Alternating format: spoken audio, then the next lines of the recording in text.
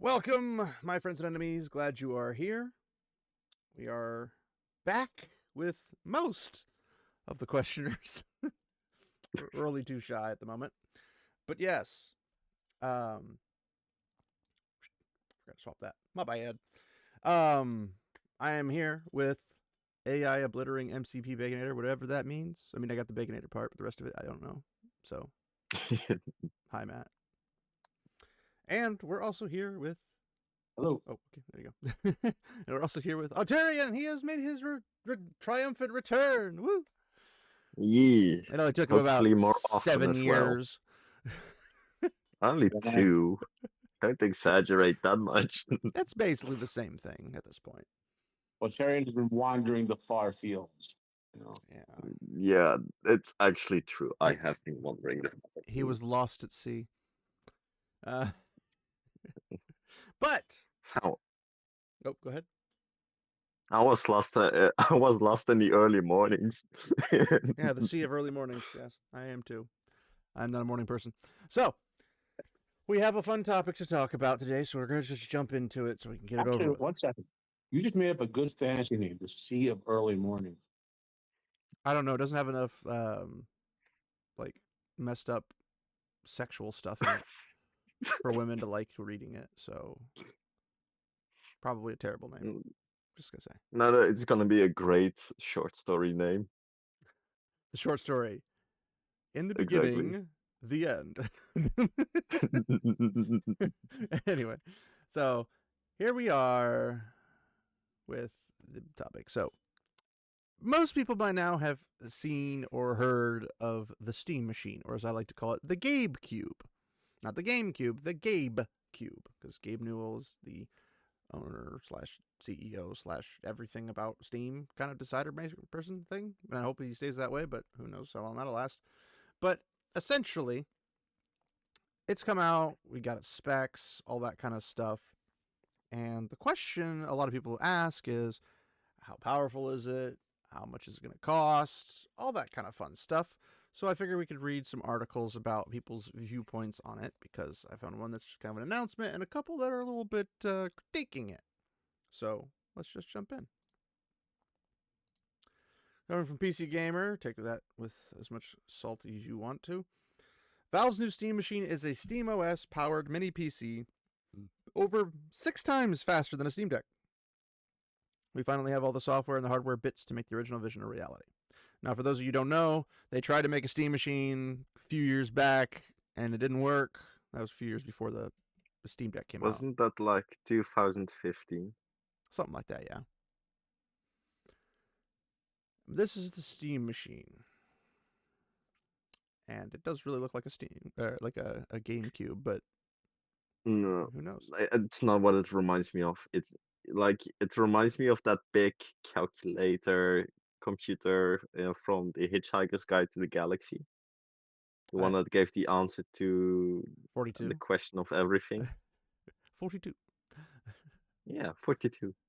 Well, maybe you, because this front panel is something you could replace, so maybe you could put a 42. Reminds me of a small form factor computer, a little tiny little with the what do they call those micro motherboards? Like I've seen cases that size. Well, yeah, I mean, there's a case that size. That's why it's in a case that size. Built by... what I mean, it's not custom made. It's an off the counter, like what do they call them? Anyway. Well, yeah, but if you're making a brand named like system, you don't want to use off the counter stuff. So that makes sense. No, you do if you can get it cheap. You know? Well, yes, but you're also trying to make it so when somebody sees it, says, "Oh, that's the Steam Machine" or whatever. Like it's brand recognition, versus like, well, yeah, that's like $20 off of the freaking Amazon, whatever. Like, yeah, most normies don't care about that. Yes, but we're not talking about normies. We're talking about a company. But either way, most company, whatever. Either way, built by Valve, powered by SteamOS, which I am looking forward to seeing the depths of SteamOS. The new Steam Machine is a compact gaming PC, one trying to make a good on a promise Valve made a long time ago. With the prototype Steam Machines heading out to reviewers back in 2013, us included, and the company had grand plans of reinventing what constitutes a gaming PC around its new creation, a Linux-based operating system called SteamOS. Years on, and following a So few. hold on, stop. So it'd be very, very interesting if it's Linux based and could be modded to be installed or can be installed on any PC hardware and can run productivity Linux productivity apps. That might make real market penetration for consumer Linux Well, because it'll play all the games. the Steam OS is Linux, so it's supposed to be a full-fledged computer with Well, Linux. no, what I mean is, so is on Mac OS is Linux too. You know what I mean? Doesn't mean you can install any hardware. You can lock it down to be hardware specific. Well, That's the question. they're supposed to be making it so it works with virtually every game. No. I mean, like, let's say, you. Are you talking like If built in or like has access to I'm sites to do saying it? it can play every game. That's fine. What I'm saying is, can you install the Steam OS on computer hardware the way you install Windows? Yes. And Yes. You also, can. will it run Windows productivity software? Not Windows, Linux productivity software.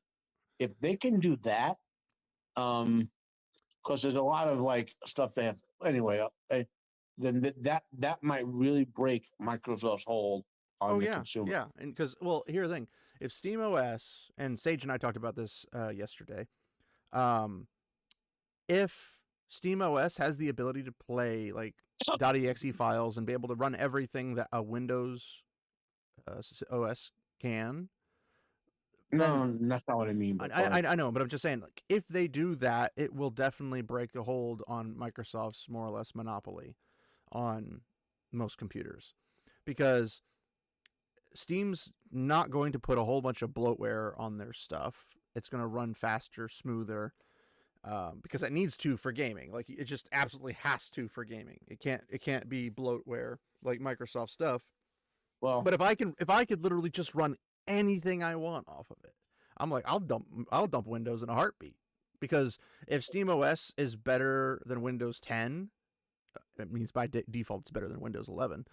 But if it does, you'll just, who's going to install Windows 11? Just go straight to SteamOS and be like, I can do everything on SteamOS that I can do on Windows. But Companies. That's not the issue. The issue I'm getting at is, so when you're selling computers, like, okay, the vast majority of computers are sold pre-made or pre-built if it's a laptop sure, to end run consumers, right? mm-hmm. So if you're a company with selling $500 gaming laptops, which are actually fairly decent now, to and you can now say with your $500 gaming laptop can run all Steam games and run this Linux productivity software that is free compared to you paying for Microsoft. So good for your college kid. You know what I mean? That's something that it will be a real dagger to Microsoft's heart to go full fantasy on it. You know, Sure. Because those Windows licenses, when you buy a $500 laptop, the Windows license is like $75 of it. You know? Yeah. Well, I also don't like how Windows does their operating systems, because they fill them with a bunch of bloatware and they don't optimize them the best. That's not the OS. That's what they add on top of it. Well, I know, but I'm saying, like, if you put the OS on it, there's things that come installed on it that you can't get rid of, because the OS itself will put stuff on it. Like, I have stuff that pops up on my desktop asking me about pictures. I cannot remove it. I have tried every which way possible to remove it. It's the OS itself. What version of Windows did you install? 10. Home Pro what? I didn't understand a word you just said. What? There's two versions of the software, more than two, but two main versions of Windows. You talking about the home versus professional? Windows Home versus Pro. I'm pretty sure it's like Pro. Or Enterprise. Pro is kind of like Enterprise. You install Windows Pro, you get almost none of that because we don't use it in IT world. Well, whatever happened, it's stuff I cannot remove, and it's really irritating. I can't even move it around on my desktop. It's freaking pisses me off. Well, that's a side issue. Well, yes, but my point is that with SteamOS, I won't have to deal with that, and that's the ideal. That's the ideal place to be. In Linux, you have to download your own bloatware from the repository. I don't want to download bloatware. That's the best part.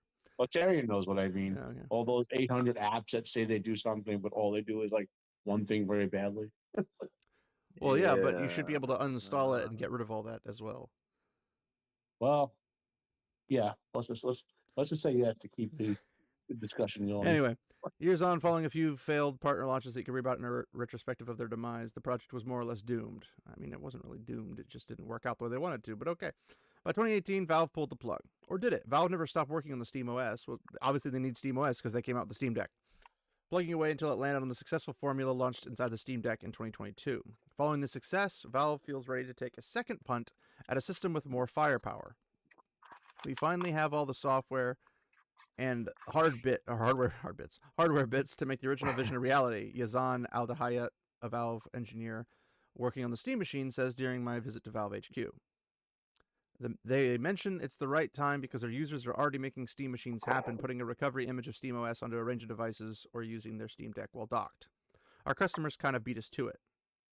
And you can watch that if you want to. But here's the Steam machine specs. You got the CPU, the AMD Zen 4, which I believe is custom built. It's got 6 cores, 12 threads, 16 gigabytes of RAM. It's a semi-custom AMD RDNA 3 GPU, 28 compute units, 8 gigabytes of VRAM, 512 gigabytes, and 2 terabytes of storage, depending on which model you get. Wi-Fi 6E 2x2 and Bluetooth wireless connectivity. The display is DisplayPort 1.4 and HDMI 2.0. The front I/O is 2 USB 3.0 Type A front micro SD card slot. Type A and then a micro SD card slot to clarify. And then 2 USB 2.0 Type A USBs and 1 USB 3.2 Gen 2 Type C, 10 gigabytes per second, and an Ethernet 1 gigabyte per second on the rear. So a total of 5 USB ports, 2 of them being 2.0, 2 of them being 3.0, and 1 being a 3.2 Type C. And the price still hasn't been announced, but we have some thoughts on that we'll get to later. The Steam machine will be released at some point in 2026. I believe they said the pre-orders were starting to go early 2026, so we'll figure that out. We don't know pricing yet, but with older mid-range components and Valve's own success with the budget-friendly Steam Deck, I'm hopeful for a convincing price tag here. There's a big gap in the market for genuinely affordable gaming PC, and I'm hoping this is the machine to plug it. I personally think this is an amazing move by Steam, and a lot of people argue with me for a variety of reasons, but I still stand by the fact that I think it's a really good thing, but we'll get to that later. You can't just announce it like that. I'm blue balling you guys. I'm blue balling. Plus, the smaller 512 gigabyte option should be a decent amount cheaper than the 2 terabyte model. You'd be surprised what you could do in the price range. But a 2 terabyte for, like, if I wanted to get a 2 terabyte hard drive for the Steam Deck, it would cost like $200. But if you're not buying the 512, which is probably like $75, that only makes like $125 difference. So there won't be that much of a price difference, I imagine, more than $100, especially if they're buying them in mass bulk. Yeah, they're probably doing like 4th gen SSDs. So they're probably, I mean, the 2 terabyte probably won't be too expensive. Yeah, I don't imagine it will be. Our benchmark has always been that it should have enough performance to play every game on Steam at 4K 60 FPS when you do some sort of upscaling like FSR, Aldi Hyatt says. That's a lofty goal. I had a chance to play Cyberpunk 2077 at 4K with FSR enabled at Valve's HQ, and it ran pretty well on the plucky Steam machine. It was certainly playable with no significant frame rate drops during my brief time with it, but neither was it a totally fluid experience. I enjoyed much smoother gameplay by switching to 1080p, even without any upscaling technology enabled. Well, duh. It's going to be much smoother than anything else to go down in resolution. That's literally how gamers do things on a PCs. Like, hey, the graphics are kind of glitching, or I'm getting a little stutter here or there. I go to the settings and I change it to go down in performance, or raise my performance by going down in its quality. That's just how you do it. So this is nothing new. I can see why Valve is targeting setting its sights on 4K. With the popularity of 4K TVs for living rooms, that's likely to be the native resolution for a TV that a Steam machine sits in front of. I mean, I'll put it in my freaking computer, but yeah. Needless to say, this sets the bar pretty high for Valve's little machine. Also, I'd like to say 4K on a monitor versus 4K on a TV is going to be a very different experience. That's not explicitly true. It depends on the TV and the monitor. Well, I know, but you got so many variants of monitors with different refresh rates. Like if you get a $300 monitor, your TV's odds are it's going to be as good or better. You know, if you get like but like the two monitors I just bought, kind of, well, about $700, and they'll be better than the standard 4K TV, right? yeah, But not, but maybe not much better. But if you bought like a, like a $10,000 for like all the bells and whistles, that's basically a giant computer monitor. You know what I mean? So yeah. Well, I mean, I this, used to run my computer through a TV, a 65-inch yeah, TV or 55-inch TV, yeah. and There's a lot of variance in there.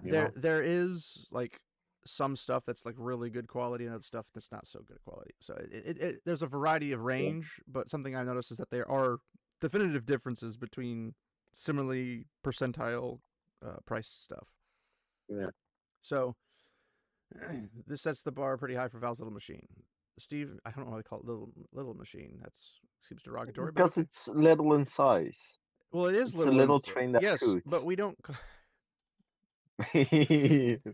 call it little. That's like saying, "Oh, it's so little." It's like, stop talking about my dick like that. Just because like you don't do that. It's just that's freaking weird. Most people do that. That's Just used as not, that's totally a derogatory statement. You don't say little machine. You're having way too much fun with that, Arterian. Anyway, the Steam Machine is many times faster than Steam Deck, over 6 times faster according to Valve, which is good because Steam Deck running at like a 720 can still run things really, really powerfully, like Witcher 3 or Cyberpunk or something. the old stuff. Not even the old stuff, like the powerful stuff. Like, but can I run Crisis? Through the older. Though the older handheld isn't the best point of comparison for the modern discrete components in the Steam Machine. Compared to a modern gaming PC, the Steam Machine is fairly underpowered. Quite literally, as it only packs a 200-watt power supply, a fraction of the size most modern desktop gaming PCs. SteamOS will also work to Valve's benefit for performance. In my colleagues' comparative testing on the Lenovo Legion Go S, using SteamOS saw an increase as much as 32% in Cyberpunk 2077 compared to Windows 11. That's what I'm excited about. While improving may be less pronounced on more powerful hardware, Valve's own OS should reduce overheads and allow for higher frames per second than comparable kit using Windows. And apparently that's the GPU. Yeah. Valve has confirmed a few details about the Steam Machine's GPU. It has 28 compute units, CUs, hewn from RDNA 3 architecture and a clock speed of around 2.4 to 2.5 gigahertz. It has a TDP of around 113 to 130 watts, and it has a derivative of the Navi 33 GPU used across much of the mid to low-end Radeon 7000 series. It's a semi-custom GPU. That's nothing new for AMD. The company provides similar solutions for the Steam Deck, Xbox, PlayStation, and various handheld gaming PCs. How much needs to be changed to earn that semi-custom title varies. These chips run the gamut from rebadge to redesign. That does mean that this GPU might not be an exact match for anything currently offered in the Radeon 7000 series, though being a derivative of a Navi 33 gives us a pretty good idea where it should land. There's no desktop graphics card that as close a match for the Steam Machine. The RX 7400 has the same number of CUs but a lower clock speed and a much lower power draw. But RX 7600 has a higher clock speed, more CUs, and a higher power draw. And if you were to increase the clock speed of the RX 7400, the power draw would increase and land you roughly in line with the Steam Machine, though there could be a little more to it than that. The other point of comparison is the Radeon RX 7600M, first launched in 2023. It's a mobile GPU with 28 CUs and a boost clock of 2.41 gigahertz, right on the money. But it only runs up to about 90 watts, so perhaps there's a little more headroom for higher sustained clocks on Valve's semi-custom chip to make the extra power draw. That makes sense as a gaming laptop has a much slimmer heatsink and a smaller fan available to it than a boxy Steam Machine. I will say,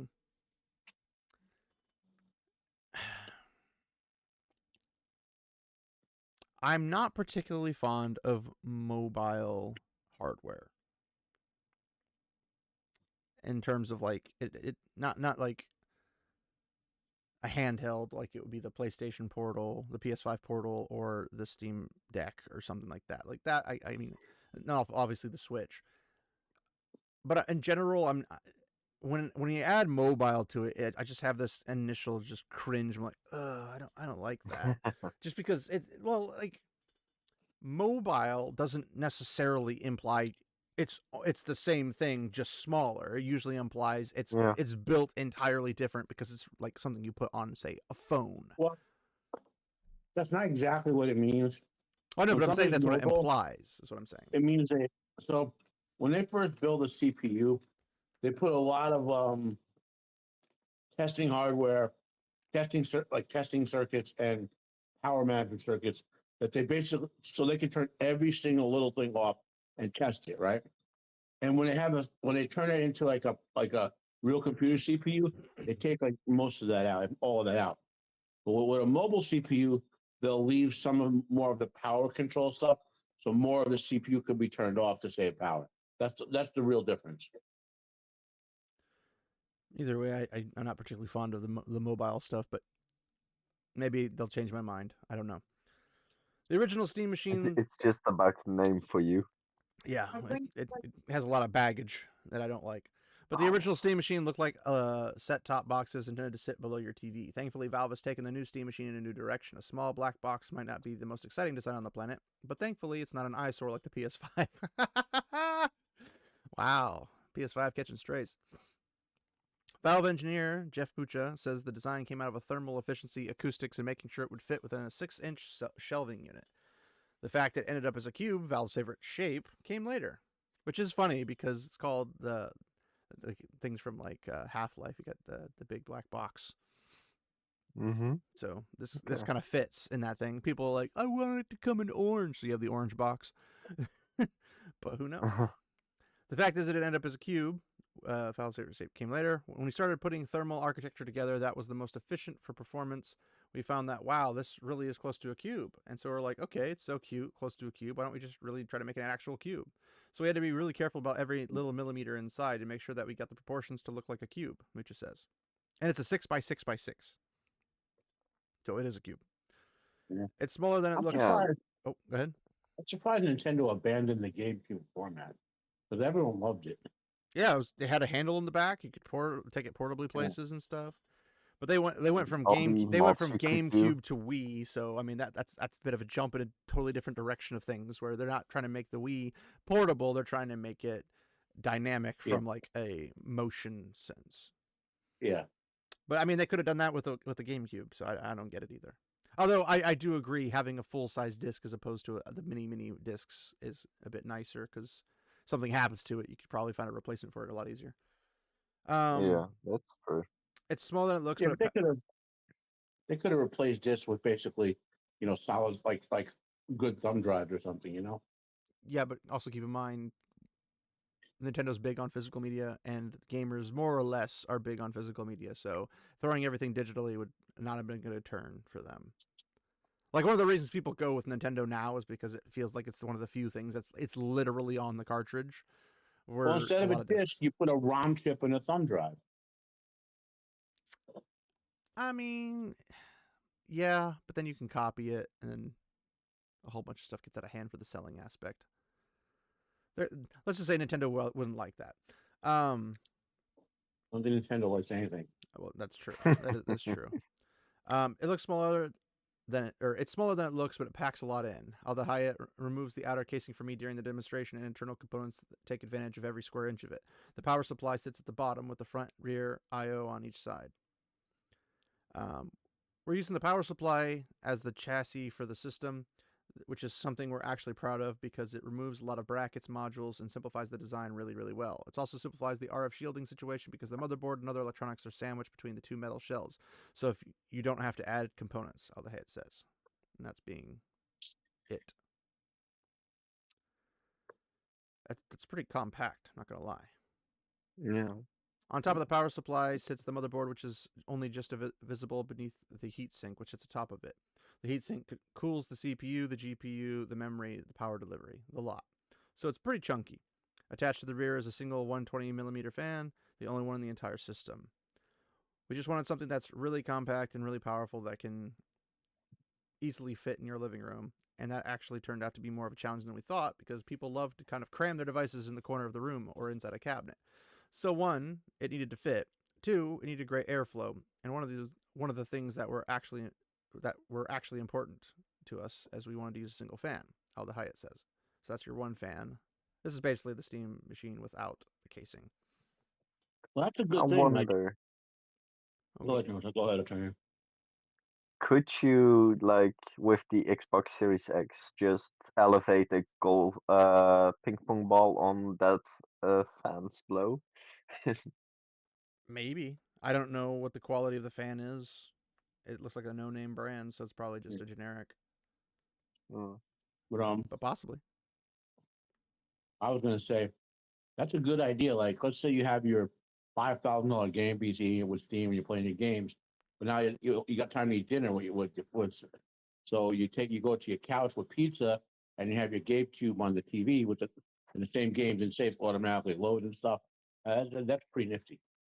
Yeah, the mobility of it is something that I really like because this is something you could stick in like a backpack and take it to a friend's house or on a vacation. So like, hey, we're gonna go, I don't know, the ocean or something. So you go East Coast or West Coast or whatever, and you're like, let's go hang out. But you're traveling, you're popping in a hotel. Well, you could just take this through an HDMI and pop it into your TV at the hotel and play. Like, and the best part is because it has the hard drive, you can do both online and offline mode on Steam. So you'd be able to do both in that regard. But obviously, most hotels have Wi-Fi, some terrible semblance. Uh, Um, so you I could. don't know that would ever take a video game system on an airport nowadays with the way TSA wrecks electronics. You know, Oh, I wouldn't put it in a luggage bag. I'd put it on my bag,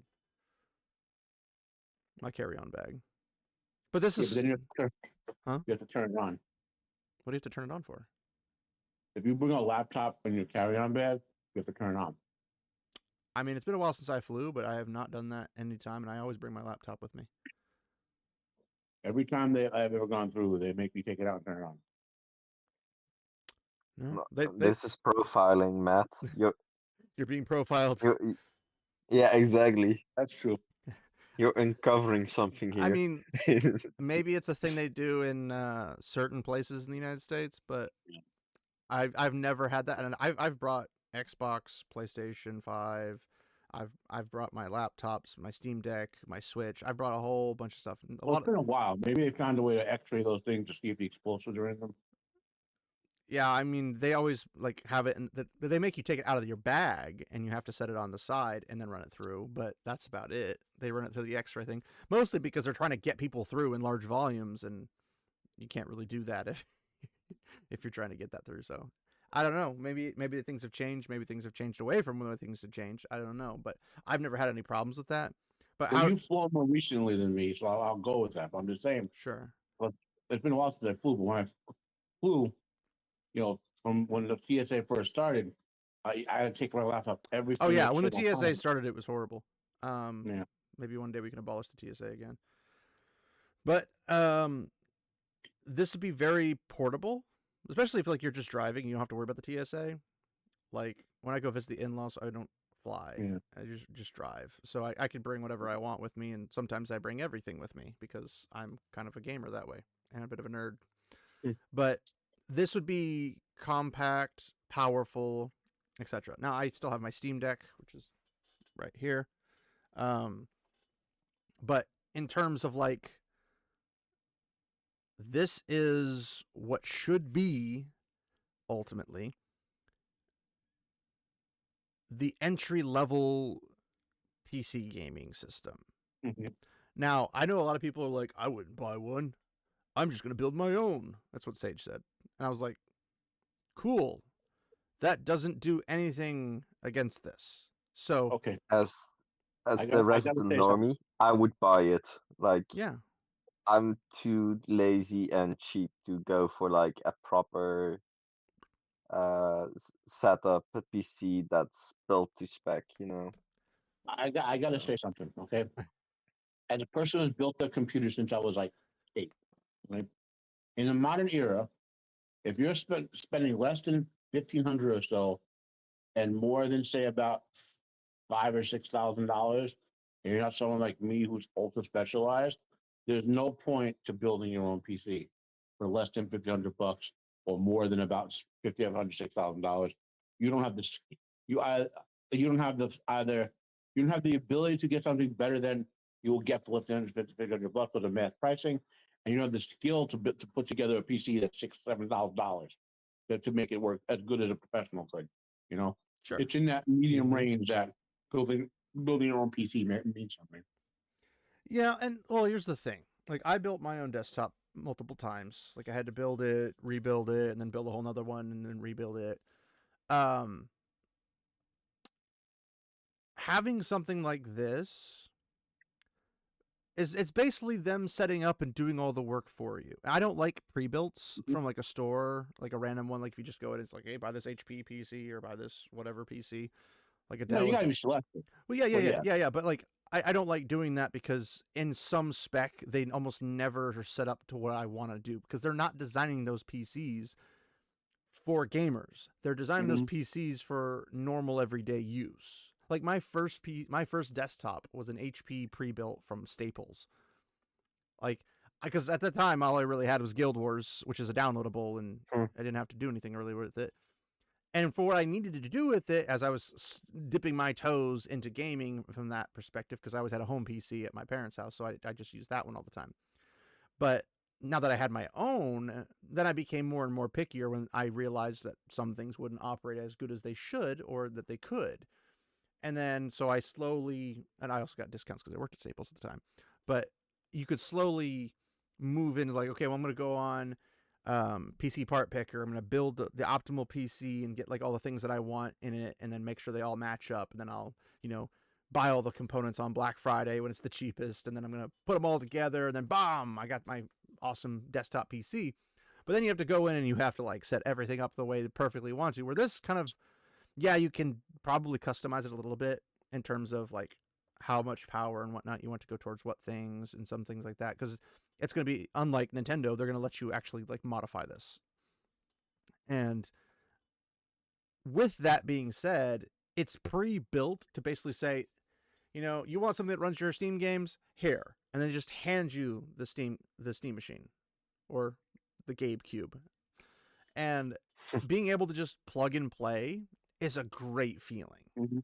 So if you go to like Meta PCs or something and you order a PC, they already make sure everything's operating to the point where you just plug it in, push the power button, and you're good to go. And you can just kind of do whatever you want. You customize it however you want and all that type of stuff. Shame Nintendo doesn't let you do any of that.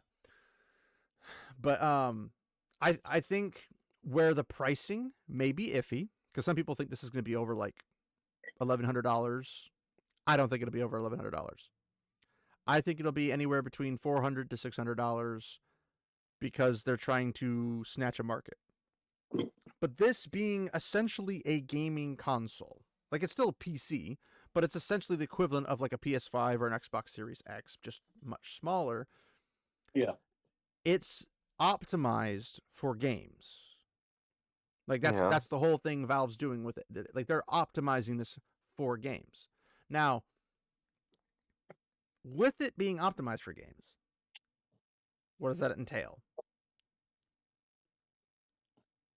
It's going to do the same thing that PlayStation does and Xbox does.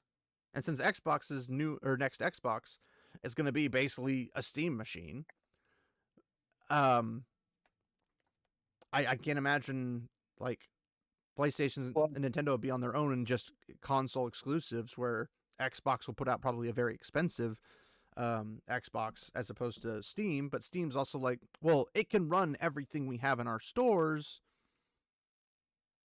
And for the average person who plays a game, that's all you need.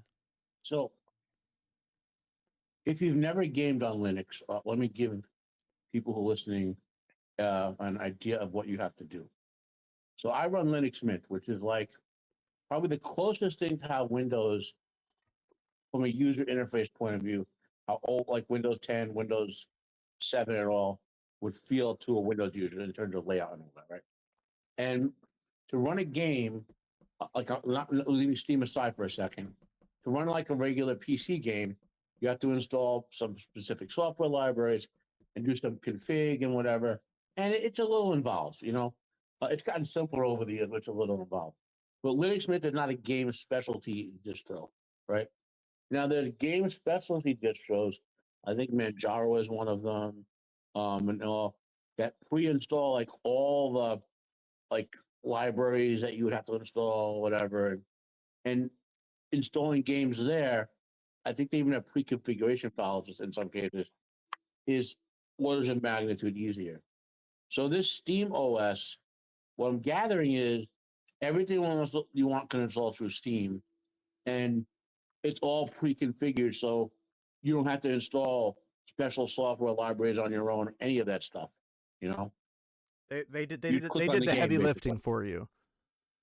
Yeah, heavy lifting, and it's And it's very simplified. Like if you've ever played a Steam Mm. Deck or have ever seen somebody use a Steam Deck, you can go on YouTube and find people like operate their Mm. Steam Decks and whatnot.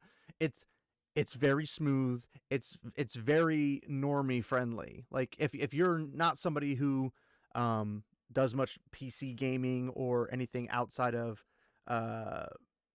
say like a PlayStation 5 or an Xbox Series X or any of those kind of things, it's going to be much akin to that, where it's going to have a UI and you can peruse the UI.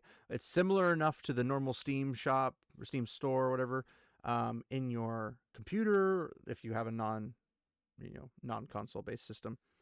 It's going to be like the app for it and everything. Like you'll have your store, you'll have your library, you'll have your social stuff, you'll have all that kind of things. And Steam has, I mean, I don't know if they have a great amount of them, but they have productivity apps in there to some degree. They have tool apps and stuff, yeah. Yeah. Now the interesting thing here is, will Steam start putting open software like Open Office on there and stuff like that? That's the real game changer. Like, will you go into Steam and say productivity software, Open Office, productivity software, Shotcut, put all pre-built for all the Linux applications that are productivity software, and like one button install them from Steam. That again, that's an interesting. If they do that, they're smart. Well, I know for a fact, because they can do this on the Steam Deck already, SteamOS will let you install things like GOG and Epic Games. I don't know why you'd ever download Epic Games, but you can also do Epic Games as well. But like being able to access games that aren't on Steam through GOG, that's good too. Yeah, that's fantastic. Because that's like going on my PS5 and then going, hey, I want to access my Xbox games. They're like, no, well, they're not going to let you. What I'm getting at is, if your kid goes to you and says, "Hey, I want this Steam Deck," right? The GabeCube, and as your parent, you go, "Wait a minute, my kid needs a computer to do school reports and stuff." And you look up and say, "Oh wow, this thing can download Open Office, Yeah. so it can type the reports and spreadsheets. I don't have to buy a separate computer for his home." Now, room or I don't know if it will come standard stock with the SteamOS, but you will be able to download that stuff. I do know that. Well, they should. Well, but I don't know if they have limitations from any other standing stock point. But like if they can and it doesn't take up, because also keep in mind, it's first and foremost an entertainment device. It's no. What I mean is not like it's pre-install it. Make in Steam a productivity, like you can choose different game categories. Have a category called productivity software and have the categories in there, so you can just one-click install Linux productivity software. That would be nice. I don't know if they thought about that, because again, they're focused on the entertainment aspect.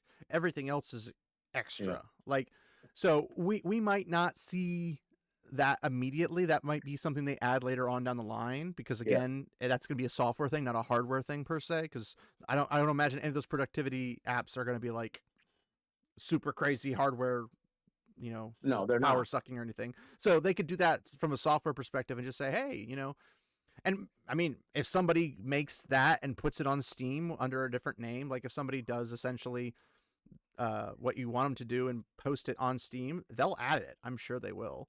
And then you can make like what was that the thing they did with the woke gamers, the woke game consultants, a list of game. Oh, you're talking about DI detected? Yeah. Yeah. You could probably do something like that, but to make a list of productivity apps to install. Yeah, I mean, you could, but I'm not familiar enough with Linux to know all that stuff. I just use basic ones that I can get for free because I'm not paying Microsoft crap money. But either way, I think this is more of an entry level starter kit. That's what I think it is. But if it does everything you want it to do anyway, then what's wrong with it? Like people who have a particular tastes that want to go above and beyond, sure, I get that. Like Sage, and to some extent myself, but I'd probably get one of these either way. Like I'd get this on top of it because if I'm streaming, not having my desktop do streaming and gaming means I can have the gaming go through this and it not like clog up my processing power. Like it's a good idea, but also if I go to my in-laws' house or we take the kids go someplace and like let's sit down and play a game, it's gonna be a quick and easy setup. It's not like this is a complicated thing, but it's light. This thing's less than 6 pounds, or I think it's 6 pounds ish. So it's 6 pounds and its dimensions are 6 by 6 by 6. So like By 6. it's six It's six the six number. six. It's the beast system. The number of the Steam machine, but it so I don't. It's the devil system. Well, Devil there's too many sixes for it to be the devil system, but yeah, Well, that makes it perfectly imperfectly perfect. There you go. yeah, perfectly imperfectly perfect. But yes, I think where people are like myself, probably Matt, and definitely Sage, we'd probably build our own custom PCs because we want to go above the normal amount of power that you can get in a computer. Where our unlimited power. But no, Arterian might be coming into this like I don't have all this like super fancy stuff. I'd like something like this, but let's see if it's affordable. And if it's affordable for Arterian, he's gonna be like, sure, I'll pick this up because then he could all of a sudden access all of his Steam stuff and play it. Like, Yeah. Well, Terry, are you Canadian? no, No, I'm Belgian. Oh, doesn't Europe give out $10,000 PCs for free for everyone out now? No, Sorry, not for everyone, unfortunately. Sage isn't here, so only I for take my shots immigrants. at Europe. You can only you have know. that if you're from another country. Yeah. But yes, I think You know, Terry, I heard if you let a legal immigrant live in your home, they'll give you a $10,000 PC. You should check that out. I wish. I wish. no, you don't. No, you don't. But yeah, I think this is not designed for people who already have like crazy powerful PCs. I think this is designed to expand the PC gaming industry by offering something at an affordable price. Because I mean, if it's under $600, it's already going to be doing some fantastic stuff, right? Like it'll. I mean, go ahead. I mean, let's also be honest. It's not just about expanding the gaming community. It's also about directly directly intruding on the space of Microsoft and a little bit Sony. of Sony.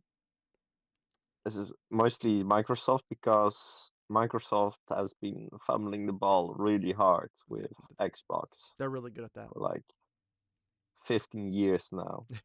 It's So, a long time. and they already were like, yeah, you know, we're not really all that interested in the hardware. We're gonna develop the software and make it more inclusive to Steam. And then Steam's like, yeah, nah, we got this covered. You guys over there, just enjoy the Steam machine, you know? This is gonna be way better. Well, here's the thing: is that Xbox always pushed the Xbox Game Pass. It pushes the Xbox stuff, but you weren't going to be able to put Steam on it. Their new one that'll be out after the Steam machine might allow you to install the Steam software, so you might be able to actually play your Steam games on it and whatnot.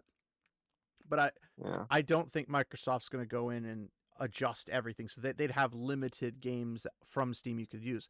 This has all the things that could essentially let it run it, because you could plug a mouse and a keyboard into this and still run it like a normal computer. Even then, the Steam machine is still like, you know, it's very much a threat to Microsoft and probably Sony. So that's more what I was intending with that little rant. Sure. Well, Sony gets that. I don't think Microsoft. I'm not sure if their leadership lately is competent. They're not. You know? They're absolutely not. But I'm thinking because people have been complaining that it's too unpowerful, it doesn't do this, that. And it's like, well, yes, but the people who are saying it's too unpowerful already are putting in for a really powerful PC. They already either have one or they're already building one or planning to build one. So it's not for them because they're going to be using Steam anyway.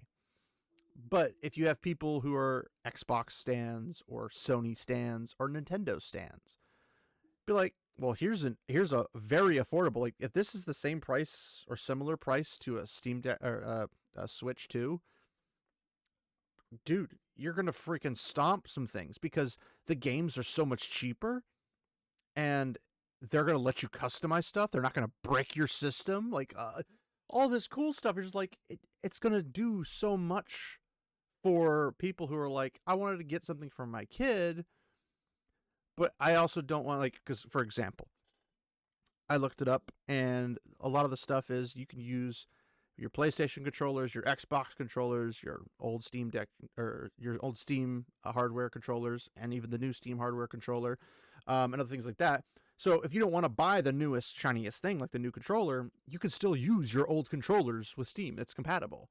So you don't have to pay extra money. So you're basically paying for the machine, and you're in the door. You're already there. If you buy a Switch, or if you buy a PlayStation or an Xbox, you've got to buy the system, which is the heaviest part of the cost. You've got to buy, if it doesn't come with any games built into it or whatever, you got to buy games, and those are going to run anywhere from, $50 to $80 a piece. So you're going to probably buy more than one on average.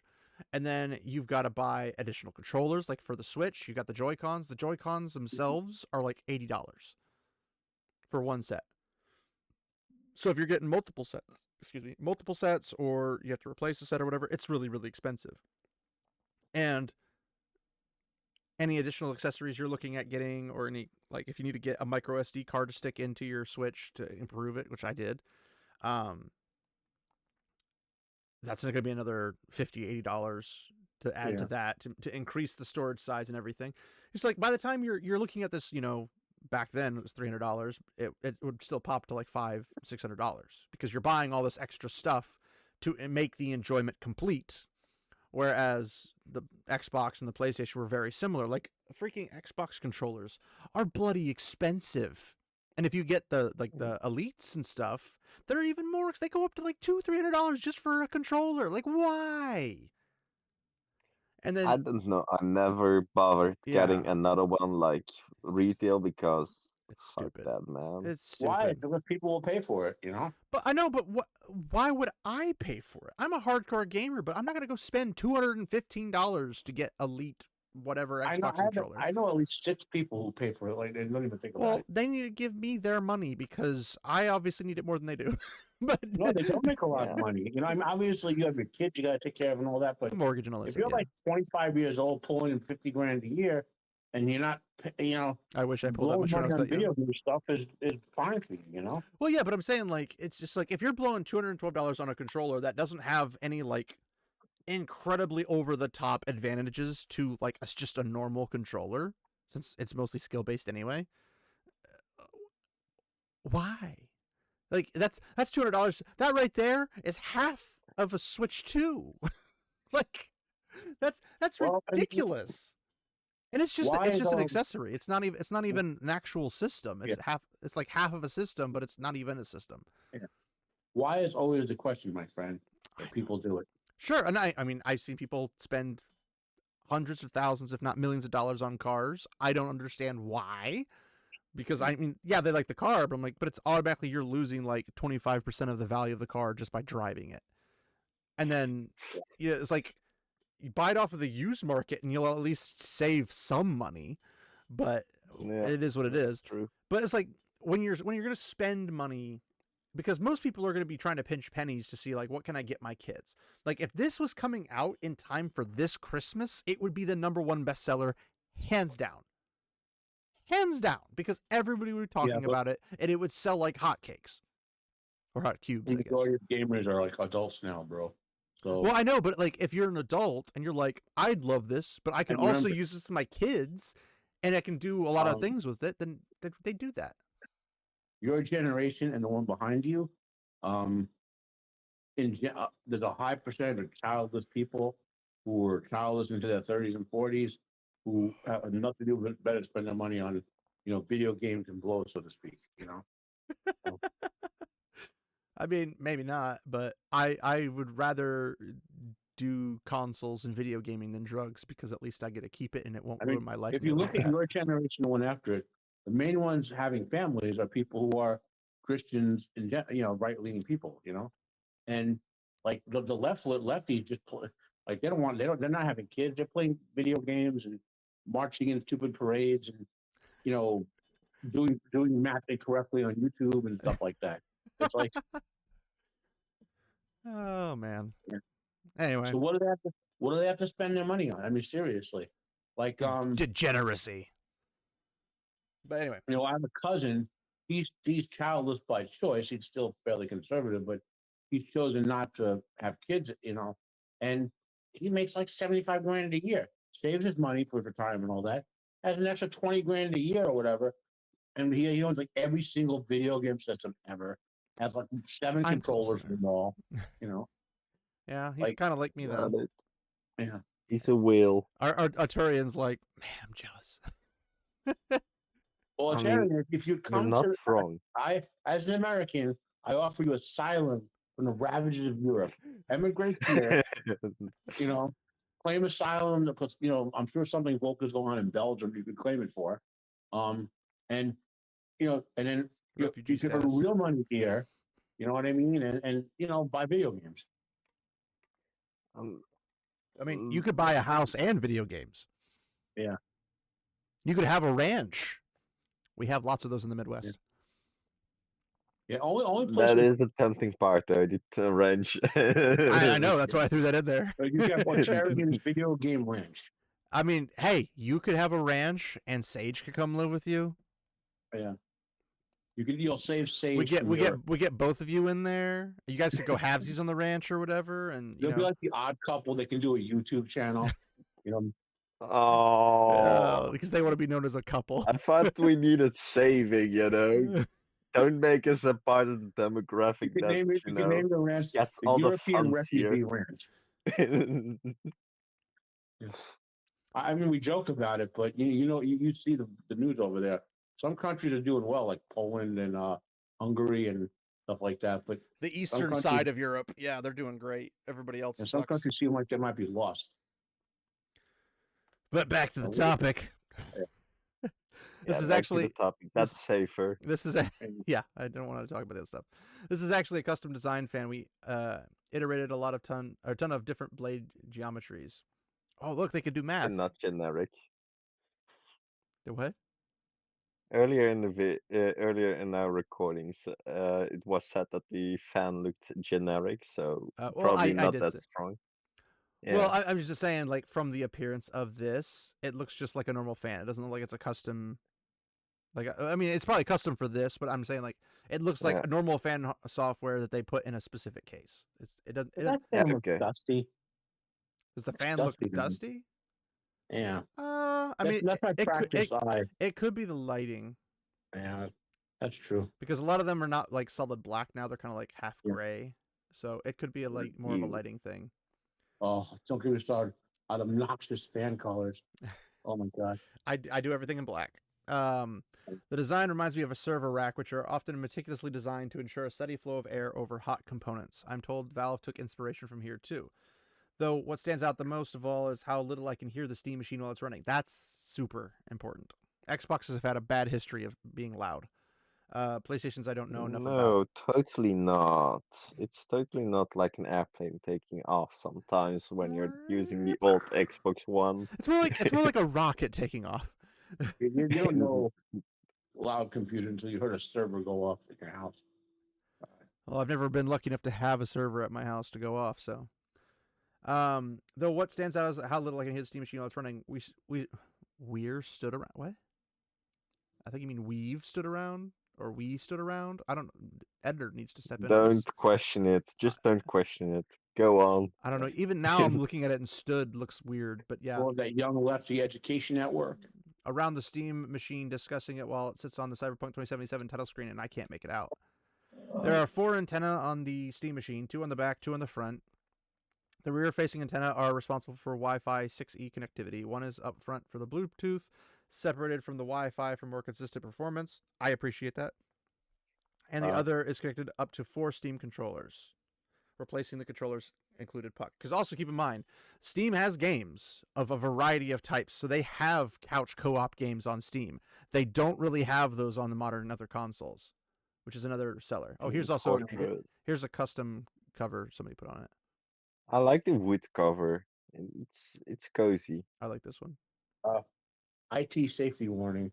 You have Bluetooth on anything, including your GabeCube. There's your orange Make sure you box. go in and turn the encryption on. Sandwich. So that's the back of it. Or no, that's No, that's the the front. front. That's the but front. That's they behind. took the It's cover off. It's a magnetic cover. That's why. Nice. The faceplate is removable, mainly for removing dust that builds up over time. The Valve is considering how to best offer some level of customization here. It has a few prototype plates in its office: a wood effect one, a Team Fortress 2 one, and one including an e-ink displaying monitoring key metrics. Though this is mostly a fun side project, a fun side project that will end up on sale. I mean, I think they'll sell them because they'll make money off of it. Also, I think they should do a Half-Life. Like if they announce Half-Life 3, they definitely need to put that on a Steam Deck or Steam machine. For now, Valve doesn't seem to have a definitive plan for customization options. It does have the integrated light strip running above the front I/O, which can be adjusted to display whatever color you want, or moreover, act as a visual cue of what the Steam machine is up to. You can display how far game download has progressed, alert you to messages, and so on. If you don't like it, you can turn it off. I'd probably turn it off because I don't like lights, which is weird because I have all this. Yeah, that is odd. It's a dead front design, meaning when you turn it off, you literally can't see that it exists, which it says, which I can appreciate. I wonder if you can code the light to move in sync with like music, because that would be a Maybe. cool detail. Maybe. The core parts that we're considering to be upgradable are the M.2 storage, as well as the RAM, which is a bit harder. The Steam machine comes with a single NVMe slot, easily accessible from the underside of the unit, right here. Mm-hmm. Okay. There are 2 options available, 512 gigabyte or 2 terabyte. These drives will be 2230 in size, which is a smaller SSD form factor, also used on the Steam Deck. So yeah, you could upgrade this the same way you could upgrade your Steam Deck, which is upgradable. The Steam machine, however, does not support a more standard 2080 drive, which includes a standoff. Though installing one would require removing the existing 2020 or the 2230 drive and cloning starting fresh. The easier way to expand the Steam machine's storage is to use a micro SD card. The Steam machine supports SDXC cards, which are available up to 2 terabyte and fairly affordable. Valve is confident the games should boot and run just as fine from a micro SD, though I'll assume you'll want a reasonably speed one, 100 megabytes per second plus for the best performance. The Steam machine has 16 gigabytes of DDR5 RAM. It uses SO-DIMM memory, which is often found on gaming laptops, and it is replaceable. However, Valve has warned me that replacing the memory is a bit more involved compared to the NVMe SSD. I believe replacing the RAM would require removing the outer casing and the heat sinks from the motherboard, though understandably no one fancied ripping apart their precious display models during my visit, and we were told to leave our screwdrivers at the door, so I can't say for sure. The outer casing is removed via 4 screws on the feet and 2 screws on the rear, and the core slides out, but beyond that is anyone's guess. And so this sounds like a project for Sage. This is the software system, which I think looks snazzy. And that's probably because they allow you to customize your themes and stuff on Steam. So on the Steam Deck and everything, you can have it look like this. You can have it look like something else. I like this. I think it looks fantastic. Gives you your play times. It'll give you access to all your games, all that fun stuff. It kind of reminds me of the old PlayStation 4 OS, because it's like a list of things, even though it's not widgets, it's games, but you know. Mm-hmm. Well, and it shows you like your recent games. You could probably change it to your library. Yeah. You've got your updates on software for like games down below where it has like your regular updates, your news on different things like Vampire Survivors or whatever. All that kind of stuff. So if you're interested in particular things, you can easily check. But it also gives you your friends list right in the freaking middle of it. So you could just like, oh, who's playing what games and do I want to play with them kind of a thing. Kind of like how it used to be for Xbox. That's pretty snazzy. We knew that our customers love the Steam OS experience of the Steam Deck, and we just wanted to give them the same convenience in a different form factor. Alda Hyatt says, Steam Deck users will find no surprise when it comes to the Steam Machine. It's the same experience, menus and all. Though the Steam Machine shouldn't require a verification program like the Steam Deck or newly announced Steam Frame, which exists to ease gamers into what's possibly on the quirkier hardware and what's not. The more powerful desktop PC that is Steam Machine shouldn't be so picky. Part of that is Proton, the compatible layer that allows games developed for Windows to be run on Linux.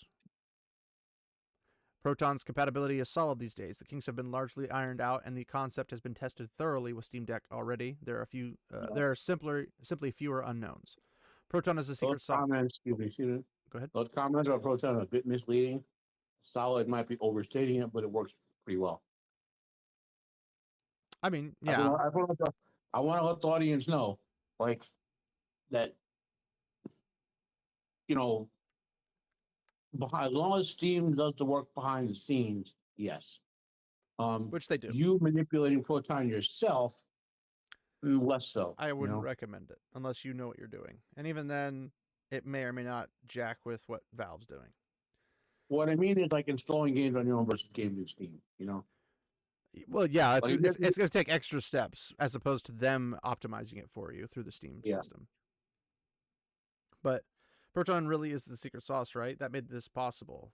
For the past 10 years, we've been working on building the compatibility layer to make it so the devs have less work to do to support this device, Alda Hyatt says. With Proton, most games should work without a hitch. That said, there are still some anti-cheat solutions that do not run on Linux, games like Battlefield 6 and Fortnite. That wasn't such an issue with the Steam Deck, portable and underpowered as it is, but you might want your desktop or living room PC to play these games, so it's worth considering how much these big multiplayer games mean to you. And hey, you could always swap SteamOS for Windows 11, and don't ever do that. That's a terrible idea. Just know that when you do, an angel loses his wings. Exactly. While there's a nice family... Remember, guys. Go ahead. League of Legends players don't have families. I used to be one. And then I got married. I used to be one too, and I didn't have any girls, you know? So the fact that I stopped playing League of Legends and life is improving, it kind of means something. I stopped playing League of Legends because it's such a toxic game, mostly because Riot just wants to make money and not put any effort into their actual game. Yeah. And they also ruin their balance system. It pisses me off. League hasn't been good since Season 4. Season 4 was the last time League was good.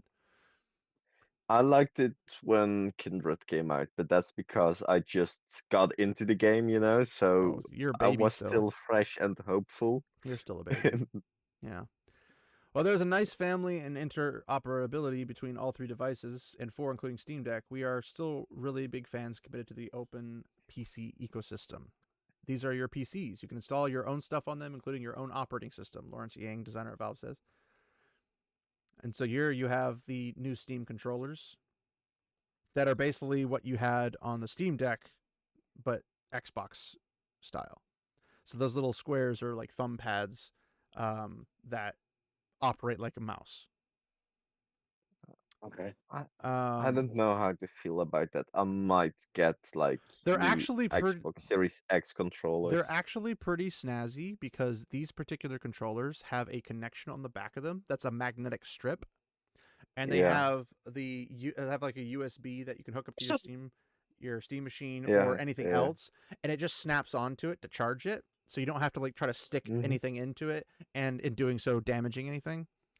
But this is basically it's going to basically be like, from what you see right here, this is like the original Xbox controllers, which people actually did like, believe it or not. But Xbox 360 is everyone's favorite. The original, those were neat. Yeah, that's true. This is going to be a PlayStation controller, because that's where the thumbsticks are equal as opposed to at angled. It's going to be a PlayStation controller, but with Xbox button layout. But they're also going to have the track pads, which is what those thumb pieces are. So and extra buttons on the back. And yeah, they'll have them underneath, and because a lot of games give you a lot of customization options in that regard. But one thing they haven't mentioned, because they mentioned the controllers, they didn't mention mouse and keyboard, which you'll be able to use. But I'm like, wouldn't you just release your version of like a Steam OS compatible keyboard and mouse and all that type of stuff, or like gaming mouse with like, you know, anywhere from 6 to 15 buttons on it or something? Because like my mouse has 12 buttons on it, because it's an MMO mouse. But Yeah. you'd be able to play World of Warcraft from this, or Guild Wars 2, more preferably, because World of Warcraft's kind of lame. But you'd be able to play those games on this, where you wouldn't be able to play them necessarily on the other stuff. So with this, you're not paying a monthly fee to access multiplayer, which Xbox is allegedly getting rid of, which is I give them credit for that. But Sony's not getting rid of that, Nintendo's not getting rid of that. And if they did, gaming as a whole would be better for it. But the reason I haven't played much console in the past years is because I'm not paying you $140 to play multiplayer on occasion. That's like saying I'm going to pay for a whole year subscription to Netflix and watch it 2-3 times a year. It's like, why? Why? Because you're 40 years old, childless, and nothing to do with your $100,000 a year. That's why. Yeah, there shouldn't be that many of them. Ow. Talk about you, Artarian. And no, right. I mean you are Tyrion. Well, though in Europe, that might be all you could do with your money, since they don't want you to have children. They don't want to replace well, they you. don't want them to have money. Have you seen their taxes? Jeez. Yeah. The Steam Machine. Go ahead. No, go ahead. Okay. The Steam Machine will be available in the same regions where the Steam Deck is currently available, including where Komodo is the official distributor. That means available in the following countries: USA, Canada, UK, Germany, France, Australia, Japan, South Korea, Taiwan, and Hong Kong. You can get yours from Yes, I'm going on a UK road or trip. Germany. I guess, is Germany closer to you than Britain? Yeah, Yeah. Germany is a lot closer. Oh, yeah. It's like 2 hours drive, so you know. Oh, wow. I forgot how small Europe is. Do you guys have like Amazon type services and stuff like that? Yeah, we also have Amazon, but I like the Dutch equivalent of Amazon more because it's just offering a better service. Sure, but I'm saying, like, if you order from Germany, would they ship it to your place? Yes, Okay, they well, would. there you go. You don't have to drive; you just have to order it. But I like the road trips, and I can take a roundabout This to is why you France and don't get have special money. beer and special beer. Why would you ever want to go to France? France is a joke. Because of the special beer. They got the mango flavor. You can order the special beer. No, I can't. I actually can't. Why?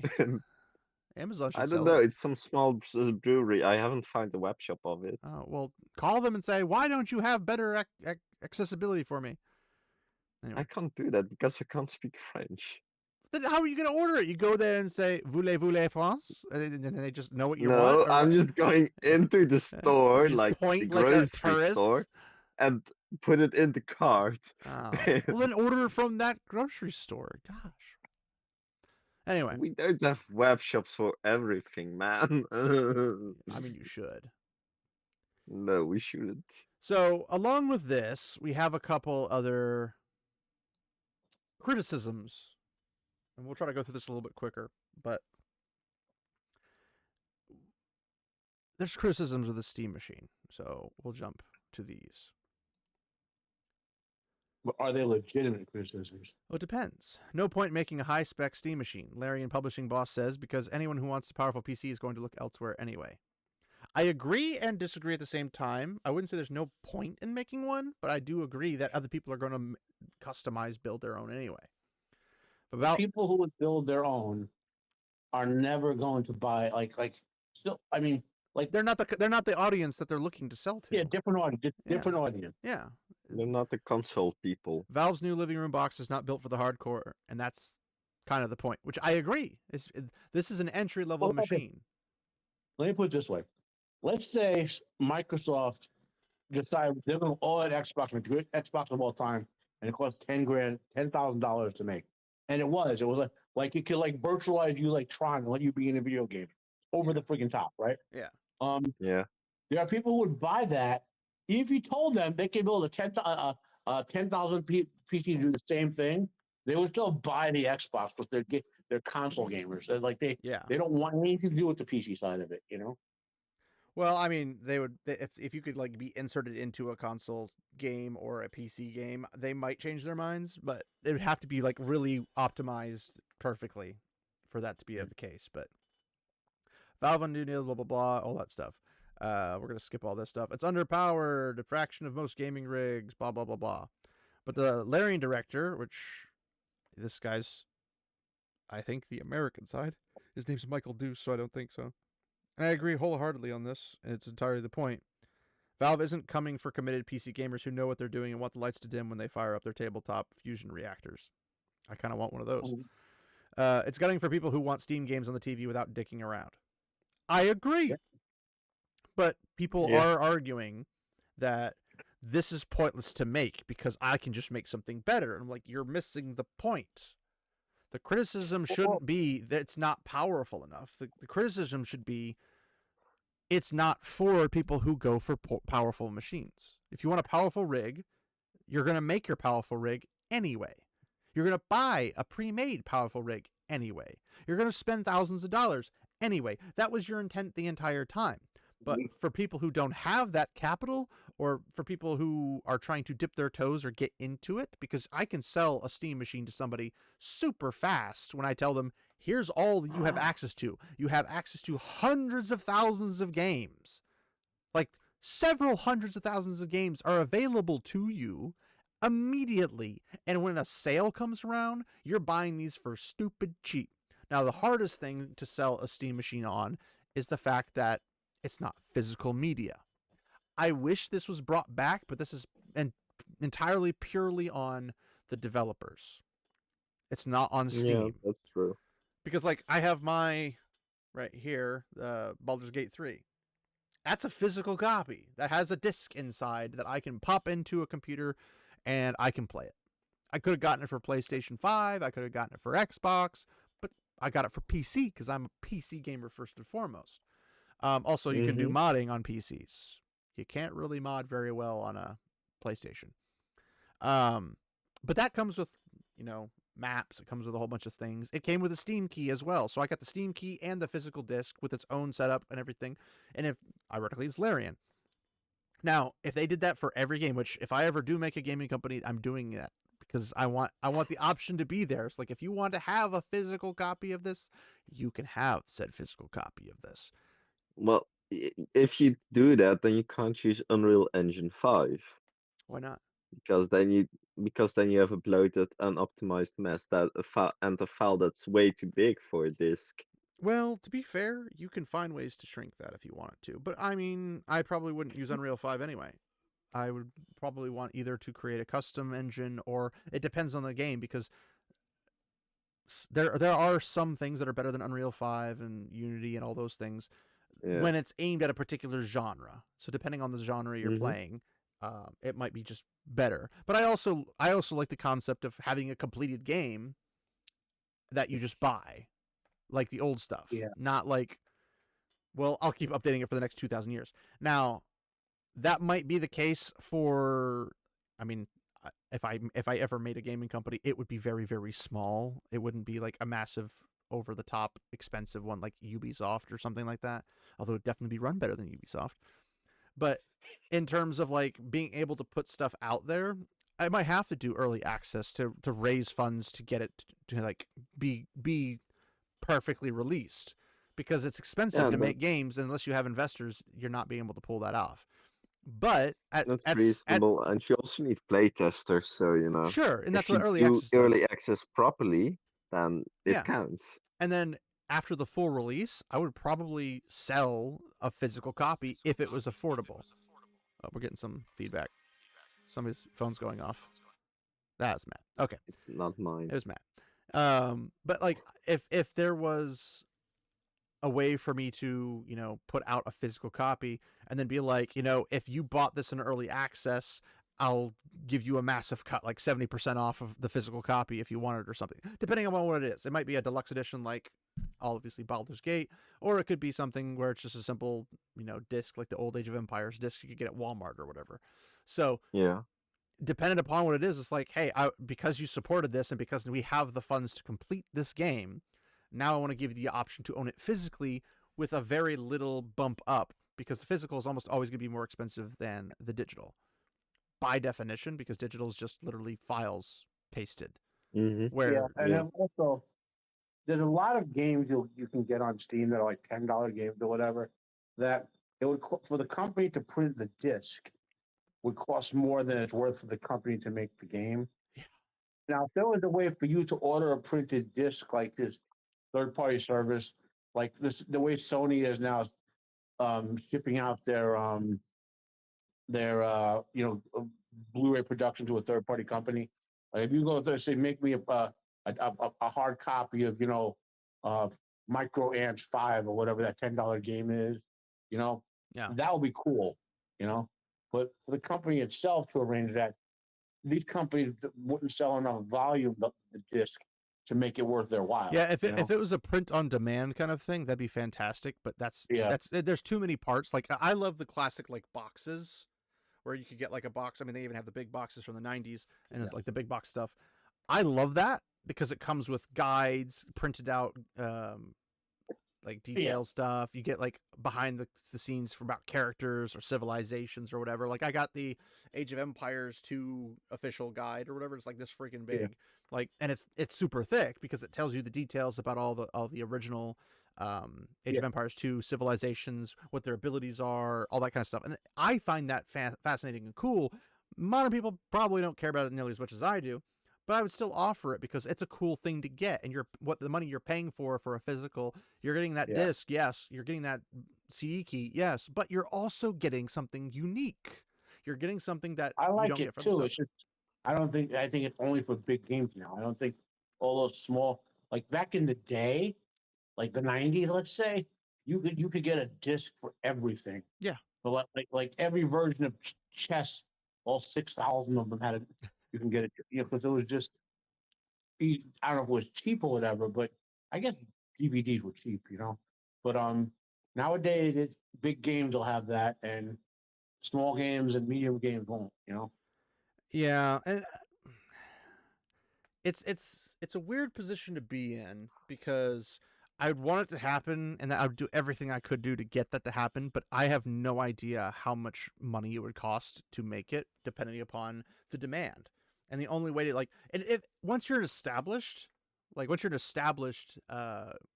company that makes the game development company, and if you can publish it yourself and whatnot, because Steam lets you publish it yourself as opposed to going through the big publishing companies. And the big publishing companies, well, they might give you money, they're also going to control what you do. And I was like, I'd rather them not that would control. be interesting startup business. If you can get the funds, get yourself I don't know, a little disc farm basically. Make arrangements with all the companies saying, okay, I'll offer a custom disc of your game and give you 25% of the profit or whatever for the right to do it. That might be an interesting startup if someone out there who wants to get the money together. Yeah. Well, or just finding some investors who are like, yeah, we'll sink a couple $1 million into your company to get this off the ground, and then provided the game is successful, well, now you can make another game and do the same thing, and then slowly build up that profit to the point where now we can do 2 games simultaneously or 3 games. But I would, but my personal dream in that regard would be to make a game development company that eventually evolves into a game development and publisher, to where smaller companies or smaller gaming dev companies could all come in and was like, well, we're not going to do anything crazy over the top, but we're going to put you under an umbrella of a good reputation, and we're not going to charge you incessant amounts of money or anything to be published by us or anything. We're not going to expect a lot from you. We'll give you more than the typical output because we want good games to make a comeback, and we want physical media to make a comeback, and we want just more power to the gamer kind of a thing. So that's a lot of money that I don't see coming my way, but if it does, that's the plan. Let's go back to this. Valve. Okay, good. Do you have anything to say, Arturian? You can say it, but I was like, maybe we should go back to the topic of criticizing the Steam machine. yes. So Valve are probably betting on the fact that anyone who wants more demanding PC hardware on their TV is part of their audience who know how to turn any PC into a Steam machine. Genuinely no point in making a high-spec Steam machine, which I agree. But people are also saying, we don't want to, or there's no reason to do this because I'm not going to buy this because I can make something better. That's essentially what it is. So we'll skip through a lot of that type of stuff. There's another one from everyone's favorite site, Polygon. Valve is cutting corners with Steam Machine to compete with current consoles. Are they really cutting corners though? I think they're making it. I think they're an asshole. Yes, they are. It's Polygon. Yeah, I mean, experts. even then, Go ahead. even then, the Series S for the price point it was released at is still quite impressive. Xbox say So, it's. Oh, go ahead. Yeah, thought you were done. I was just like, so it's not really that bad if Valve is uh quote unquote cutting corners, if it's on par with that for the price. Well, here's the thing, Yeah. though, is that it's not cutting corners if it's designed a specific way. It's cutting corners when you skip the design stuff to skimp out to make it cheaper. They're not cutting corners to skimp out on the cost. They're just getting stuff that's cost effective that still does what they want it to do. Like Yeah, they're okay. Yeah. entirely different things. So when somebody uses the term cutting corners, that's a derogatory thing, because when you cut corners on building a house, not literal corners, but like when you cut corners where you're quote unquote shaving off the Yeah. overall price to get more Yeah. profit, the house becomes unstable and it collapses and it harms the people who live there, right? Like it's a derogatory term. So using that term is trying to say like, well, they're doing this, blah, blah, blah. And like experts say, specs put it between an Xbox Series S and a PlayStation 5. Well, Xbox Series S and a PlayStation 5 are not that far apart. And I'm assuming they're referring to the digital, not the disc physicals. And I had heard somebody say that they're not buying a Steam machine unless it comes with a disc drive. I'm like, but why would it have a disc drive? It's a Steam thing. Steam doesn't have physical games, but you could plug in a disc drive. It has the USB slot. Just do that. Like I have one right here. It's a disc drive. Like, ta-da! It's like $20. Like, I need to get one too again. I well, used to have one. people have made the comments that like PCs don't have disk drive slots in the case, which does piss me off because I have a lot of discs and I want to play Mhm. my discs, but I don't want to do it from an Mhm. external for everything. I use that more for like when I'm traveling because my laptop doesn't have a disk slot on it, so I'll bring it along and I'll pop stuff into it. But for my desktop, I want to be able to push a button, pop it out, push a button, set it back in, click all my stuff, and I'm good to go. I don't want to be like, well, let me go get the thing, hook it up, pop it open, and it's only CDs. It won't do Blu-rays or anything. But if you have a Blu-ray player that you can put into your computer, well, now you can watch your Blu-ray movies. You can play your games, whether they be CD, DVD, Blu-ray, or whatever. Like, there's a lot of versatility with it, but everyone wants to go purely digital, and I'm like, I don't want to do just purely digital. I don't mind digital, but Yeah, it's like just something on the side when you need convenience, but it shouldn't be all encompassing because the experience also counts. yeah. Well, I mean, you can blame the environmentalists for that. I generally do blame the greens. So I'm gonna just read the TLDR because I already have an idea what they're gonna be going around. It's most of the stuff we've already covered.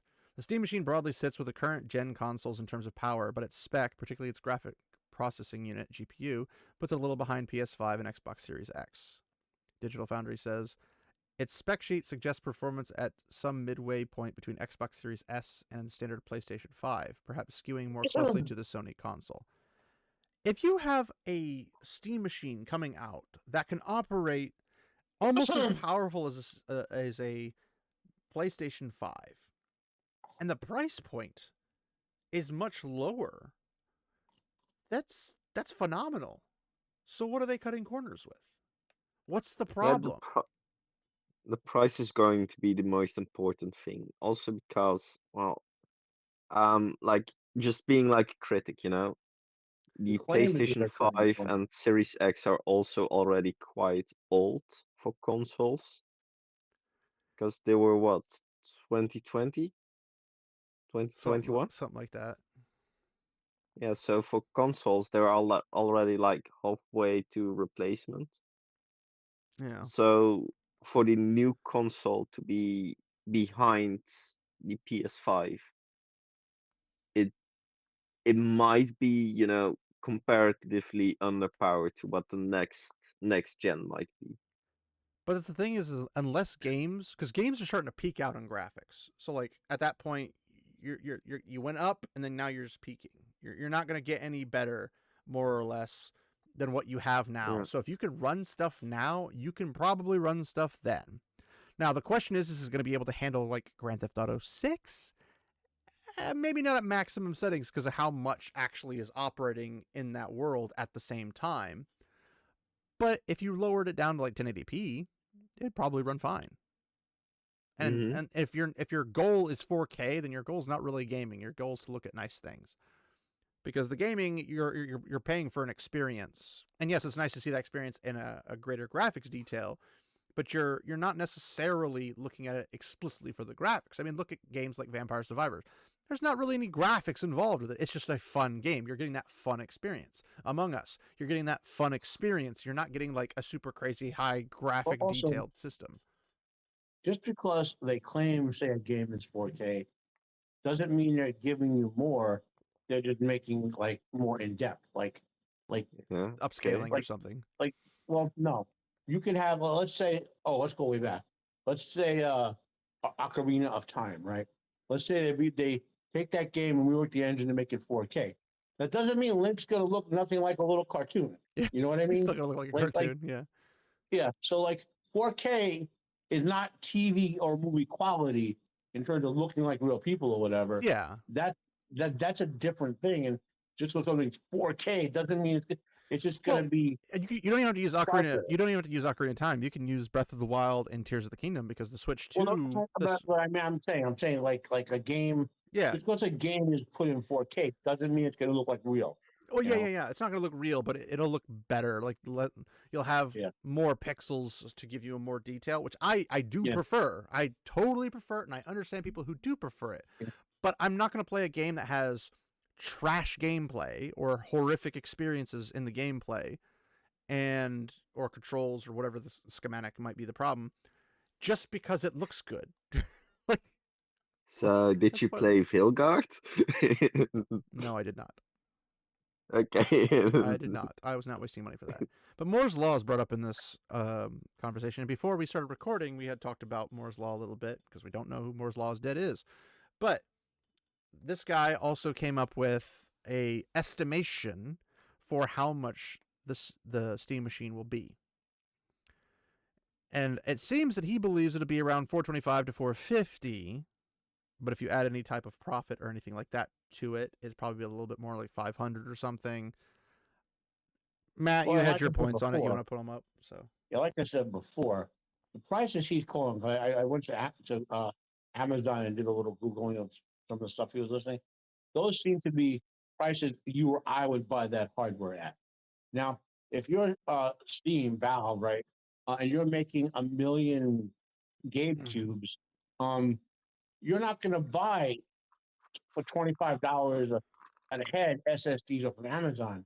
You're going to buy like, say, 500,000 of them for like $895 from the manufacturer. yeah, You know what I you're mean? you're, you're getting And warehouse deals as opposed to yeah, consumer prices. yeah. And so that pricing is going to be factored in your final hardware. You pay, you pay your shipping, you pay your taxes and whatever. And then, so like, let's say it really costs, what did he say? It was like 450 or whatever to make the GabeCube. His Um, exact frame was 425, but yeah, that was based off of his pricing, so we don't know if that's yeah. accurate or not. So the real price is probably closer to 350, maybe 370, somewhere in that range. And so then you obviously got to pay your workers and all that sort of stuff. So, and then, Well, and then they probably want other, to make a profit in some shape or form so they can keep yeah. developing it and whatnot. So, but Well, if you jump up to like $450 or $500, you're still getting a profit out of it. well, most businesses profit is somewhere between 3% and 7% on item. So Sure.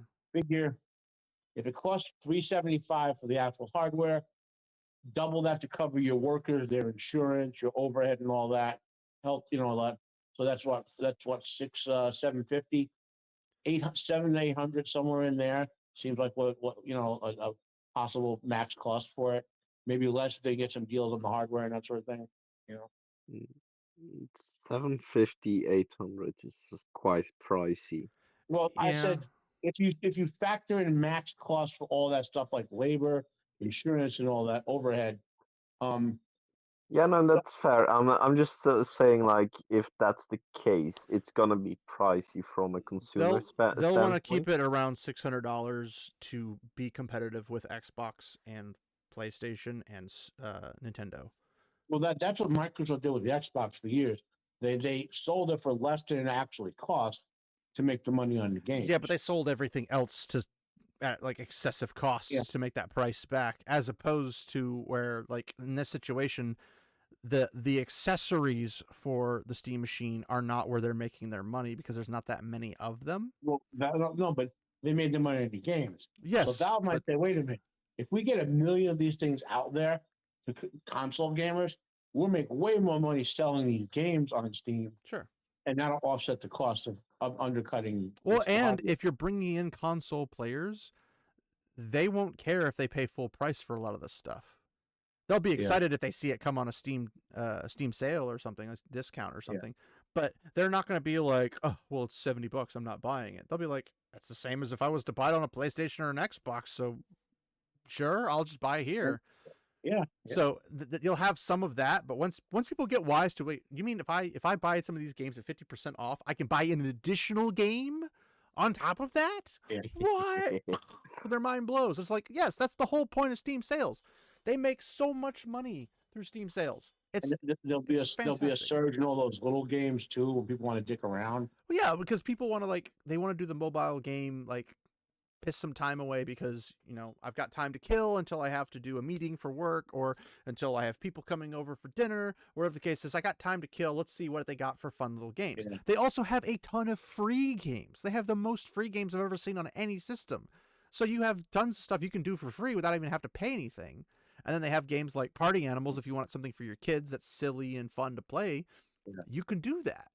So there's plenty of drunken gaming nights where you wake up the next day and why did I buy $10 Steam games? Yeah, but yeah, I mean, whatever mood you're in, you can make it work. Yeah. But now the thing is they keep it cheaper. If they keep it between the $450 and $600 range, which would be nice to see because it's a good entry point for people to get in, and you need entry points. But if you get to that $450 to $600 price range, people can buy multiples of them because a lot of games are single player only or they're co-op online only. So you'd have to, if you have multiple kids, you'd buy one per kid or something. Mm-hmm. It's cheaper. Well, that's the thing I was saying before. Like, if you can load Linux productivity software, you need to buy your kids a computer for their room. You can buy them a GabeCube and they can play their games and then write their reports and stuff on it too. Yeah, like it becomes a multifunctional thing. Yeah. But a lot of parents will be like, well, we'll get them a tablet or a laptop because then they can take it to school with them or something. It's my God. This could end the scourge of eye crap spreading throughout the childhood. If only people had good taste. Unfortunately, there are too many intellectually deprived people for that to possibly become a thing, unfortunately. But essentially, and that's all we need from this article, but essentially that's what it's going to come down to is, can I get multiples of these for a moderate price? Because remember, when I was growing up, and I guess years ago for you, Matt, because you're a little older than I am, and now Terry, and you're, I think, younger than me. So when I was growing up, you had one Xbox per family or whatever because you had couch co-op. You had online play, whatever the case might be. But there was the ability to have multiple people play off the same machine. Unfortunately, not many games nowadays do that, and this goes for PlayStation, this goes for Xbox, whatever. So then people start buying multiple PlayStation 5s, multiple Series X's, multiple Switches, multiple. But this will give so much more option to that. And also things like Halo. Halo exists through the Master Chief Collection on Steam. So people wanting to play Halo, well, you can play Halo, not have to pay a multiplayer fee per year to use it or a month or whatever, and play all those games with your friends and just go ham, go nuts. Just like when I was a kid. But I don't know, and this is the thing that annoys me to no end about these gaming companies, is sometimes they turn off features that were on the old stuff that wouldn't hurt any of the new console like power usage and whatnot. Like it's definitely something you could put in and leave it, whether it be couch co-op, multiplayer, whatever. People like shut off the stuff for Steam. I don't understand why. There's no reason. In some cases, it's also because they have that future for console, but not for PC. And I'm referencing the old Need for Speed Carbon, because it had couch co-op, like split screen on the Xbox. But then when I've acquired a PC version, you suddenly didn't have that option. Yeah, I don't like that, and I think it's stupid. Now, from the I don't like perspective it either. from the It's really perspective of the stupid. developers, they're probably looking at it from a viewpoint that is, well, we can sell more games this way. And it's like, well, yes, but if we don't have all the systems, you can't sell those games. Like the limitations are there, but you already were selling this game this way. Why not just keep selling this game like this? There's no reason not to. It's stupid. It's foolish. But it is what it is. So, I guess any last thoughts from you guys before we wrap this up? Mm, I'm Don't excited don't for its talk all at once, release. guys. Go I ahead. talked. Shut up. Go ahead, Arturian.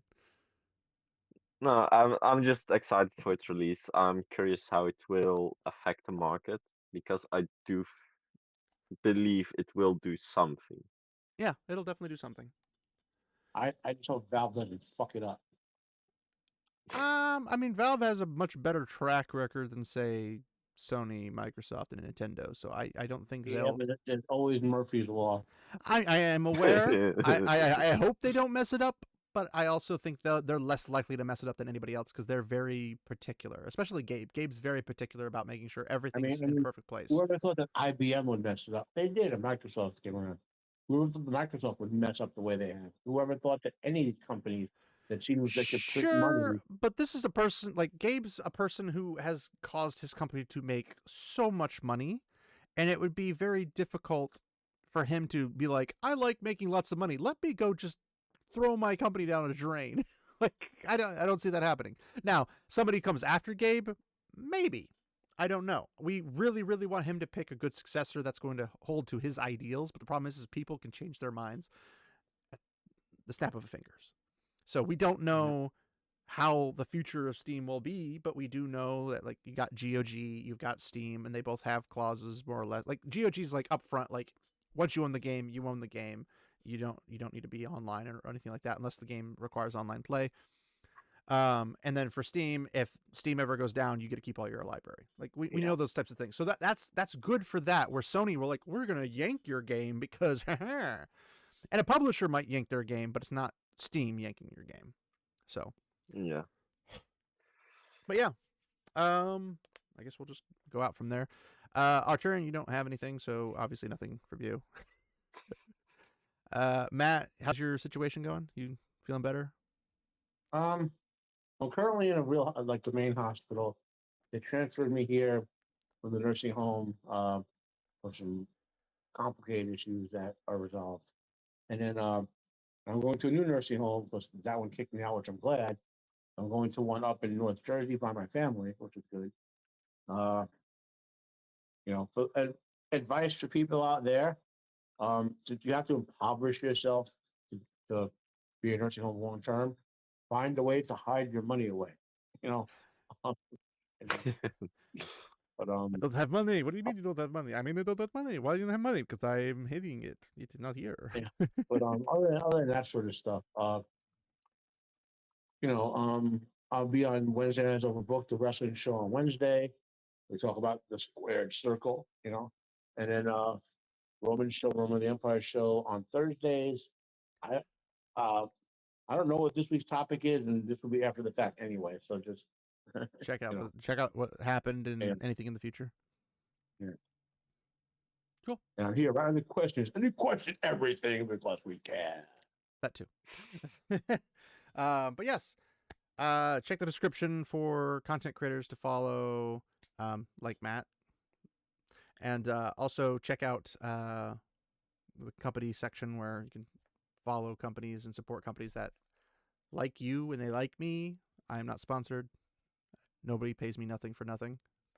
But also, you can check out my socials for Twitter/X, as well as Discord, which to me is more important. If you'd like to pop into the Discord and see the billions of memes I post, dad jokes, dark humor, standard memes, all that kind of stuff. Also, you have access to the Battle from Middle Earth trilogy. if you want to play that on your PC and potentially with myself and others. That's something you can get the instructions to install. It's not my game. I'm supporting the guys who made the game. It's a fan-made project that they're legally allowed to do, so thankfully that's fun. And you can play your probably favorite RTS about Lord of the Rings. Yes. So there's Amazing. that's there, and just hang out, see the live stream schedule when I play games. You can also vote for games that I play next, and I'm pretty sure by the time this comes out, I will have already started The Hobbit, and it's the Game Boy Advance version. We're going to play the Game Boy Advance and Game Boy games of the Lord of the Rings games, and then we'll go back and play through the actual standard console games of like Xbox, PC, and everything, because they're entirely different games, which is the best part. So I also updated my sound bites for the starting of the stream and my BRB screen to the Return of the King GBA 8-bit music, which is fantastic. So come enjoy that as well. But yeah, that's all really for me. And keep an eye out for our Friday and Sunday streams at noon Central Standard Time for those two. And then on Tuesday nights, 7 p.m. Central Standard Time for live streams. So we usually go for about 5-6 hours, depending on how everything's going, who's in the chat. I'd love to chat with you guys and talk to you guys in the chat, so feel free to come in and just chat with each other as well as me, and I will take breaks to communicate with you guys as well as play games and stuff. But that should be fun. I'm excited about it because I haven't played it since I was a kid. So, Because he's the chat master. well, let's not get ahead of ourselves. I'm still learning. I'm a professional stream because my last stream I did like the first 3 minutes with my mic off and not realizing it because I'm a genius. I'm a genius. Yes, you are a professional streamer. I get paid the big bucks. 0. But yes. So hopefully you'll come hang out and enjoy The Hobbit with me, and then we'll move into Fellowship of the Ring, then Two Towers, and then Return of the King. And I will probably show off all of my big book guides and boxes because I have the actual boxes to these games for the most part. So yeah, come hang out. We'll see you then on that. But aside from that, thanks for hanging out. We appreciate you guys and your time. Like, comment, share, subscribe, all that fun jazz. And remember, my friends, walk on the light.